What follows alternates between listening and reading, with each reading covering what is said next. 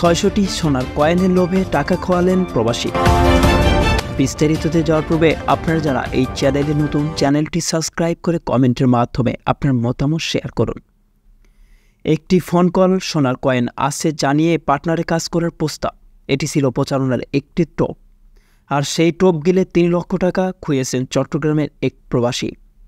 প্রতারণার টোপ গেলার বিষয়টি এক পর্যায়ে বুঝতে পারেন ওই প্রবাসী, কিন্তু তখন পেরেছিলেন অনেক সময় কিছুই করার ছিল না, আর ফলে উপায় না দেখে শেষমেশ থানা পুলিশের দ্বারস্থ হয়েছেন তিনি। ভুক্তভোগী লোহাপাড়া উপজেলার বড়হাতিয়া ইউনিয়নের বাসিন্দা, তিনি সৌদি আরব প্রবাসী। সোমবার লোহাগাড়া থানার অজ্ঞাত ৩ জনের বিরুদ্ধে লিখিত অভিযোগ দেন তিনি।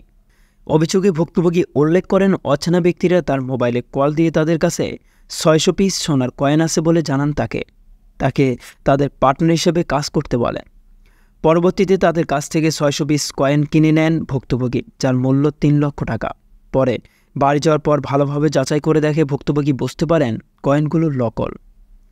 এরপর সেই নম্বরে পুনরায় ফোন দিলে সেটি বন্ধ পান ভুক্তভোগী। এদিকে অভিযোগের বিষয়ে জানতে ভুক্তভোগীর মোবাইলে যোগাযোগের চেষ্টা করা হলেও সংযোগ না পাওয়া সম্ভব হয়নি। এ বিষয়ে কিছুই জানেন না বলে জানান বড়হাতিয়া ইউনিয়নের পরিষদ চেয়ারম্যান বিজয় কুমার বড়ুয়া।